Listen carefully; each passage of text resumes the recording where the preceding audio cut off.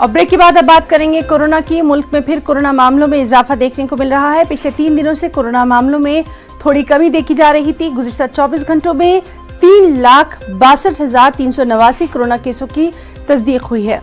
आज कोरोना से 4,000 अमवात की इत्तला है। 4,000 से ज्यादा अमवात हुई हैं। पिछले 24 घंटों में 4,187 अमवात दर्ज की गई हैं। महलूकीन की मजमूई तादाद अब बढ़कर 2,58,352 हो गई है। कोरोना से मुतासिर मरीजों की तादाद बढ़कर 2,37,02,981 हो गई है। पिछले 24 घंटों में 3,51,740 मरीजों ने कोरोना से जंग जीती है। वहीं कोरोना से सेहतयाब होने वालों की मजमूई तादाद 1,97,28,532 हो गई है।